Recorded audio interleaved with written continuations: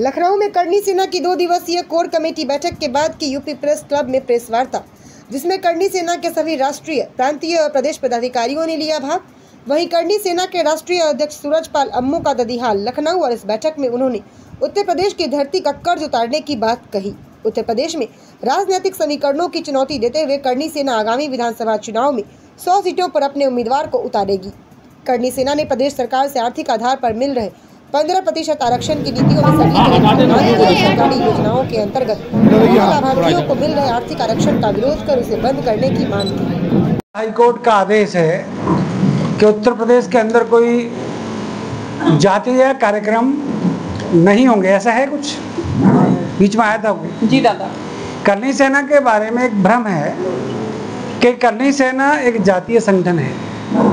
पहले वो तो करनी सेना एकमात्र एक रजिस्टर्ड संस्था है, करनी सेना, जिसमें सभी जातियों के लोग हैं। जो मेरे आगे पीछे और साथ में जो बैठे हैं उसमें ब्राह्मण भी हैं, अग्रवाल भी हैं, पंजाबी भी हैं, हरिजन भी हैं और अन्य जातियां भी हैं, ब्राह्मण भी। ये 36 कौम का संगठन है, ये हिंदुस्तानियों का संगठन है, ये राष्ट्रभक्तों का संगठन है, ये जातीय संगठन नहीं है। इस बारे में मेरे को आपको एक स्पष्टीकरण नहीं दे रहा, एक जानकारी दे रहा हूँ।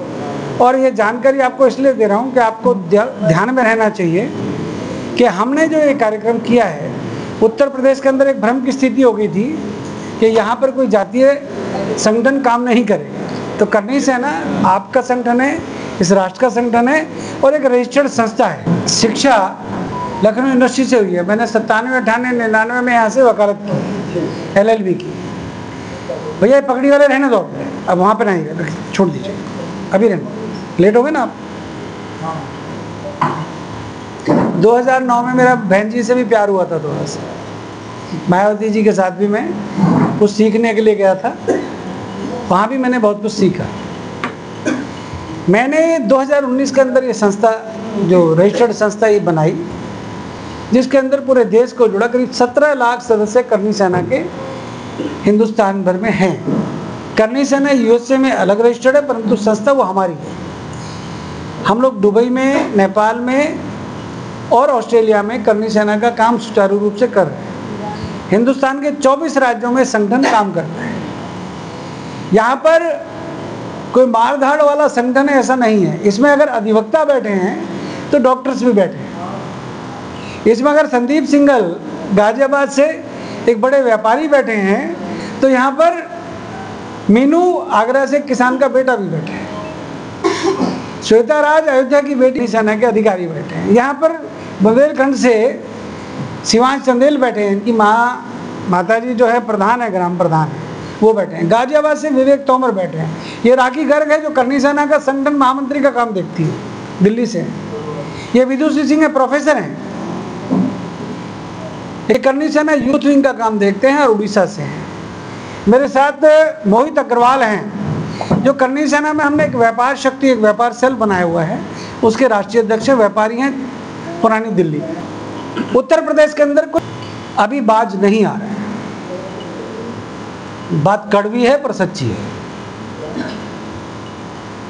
योगी जी बेहतरीन मुख्यमंत्री हैं, नंबर 1 मुख्यमंत्री हैं, परंतु योगी जी को कुछ मंत्री, कुछ उनके सहयोगी शायद उनके एजेंडे को साथ लेकर नहीं चलते। जब वो बरेली में तौफीक रजा जैसे योगी जी का सम्मान करते हैं, उनके कार्यों का सम्मान करते हैं, परंतु EWS, इकोनॉमिक वीकर सेक्शन, जो लागू किया, रुको भैया अभी रुको, उसमें सरलीकरण हो और 15% आरक्षण EWS को मिले।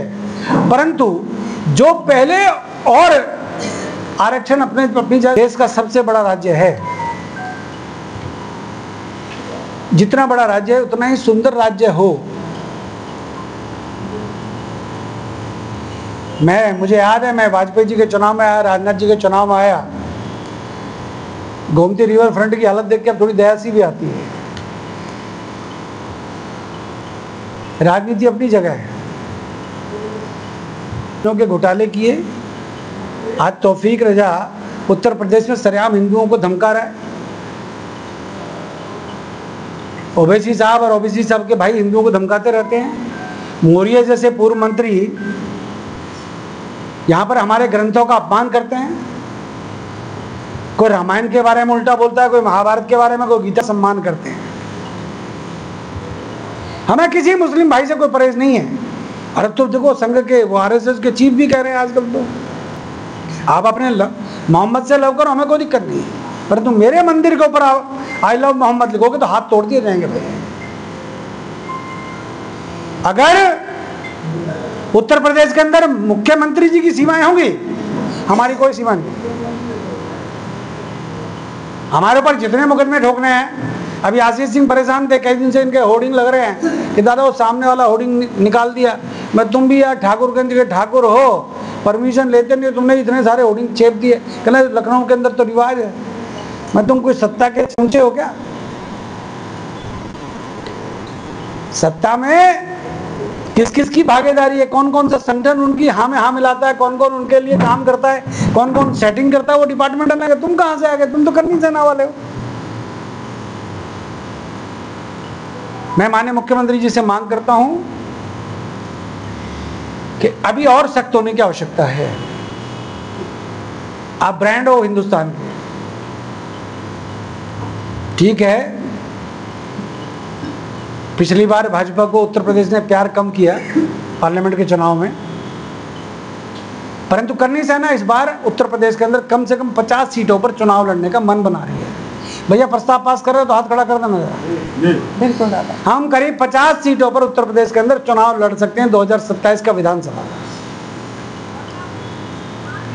आज की कोर कमेटी के अंदर यह निर्णय हम लेने जा रहे हैं, क्योंकि हमारे भी दो हाथ है भैया, और मौर्य साहब के भी और अखिलेश भाई साहब के भी दो ही हाथ हैं। अगर यहाँ के उप मुख्यमंत्री हारने के बाद उप मुख्यमंत्री बन सकते हैं, क्या नाम उनका, हार गए थे क्या वो, फिर ये उप मुख्यमंत्री कैसे बन गए? अच्छा सेटिंग है ऊपर। जब हारे हुए व्यक्ति को आप उप मुख्यमंत्री बना सकते हो, तो हम ये नौजवानों के हाथ में, मैं ही हूं इनके अंदर 57 साल का, सारे और जवान हैं। युवाओं की भागीदारी राजनीति में होनी चाहिए। इस देश का युवा उठेगा तो इस देश जगेगा। चमचे और चापलूसों से और संगठन के दलालों से देश नहीं चलता। यहाँ से आह्वान करता हूँ, और मैं तो कहता हूँ मुझे बिगाड़ने वाला लखनऊ है। 3 साल दिए हैं मैंने, तो मेरी तो आज की ये बातें यही हैं। आप लोगों का कोई सवाल है तो मैं हाजिर हूँ। आप लोग हमारे को प्यार करें, सम्मान दें। ये संगठन उपद्रवियों का और आतंकियों का संगठन नहीं है। इस बारे में किसी को गलतफहमी नहीं रहनी चाहिए। ये पढ़े लिखे समझदार, किसी की भी डिग्री उठा के देखो, ओरिजिनल मिलेगी।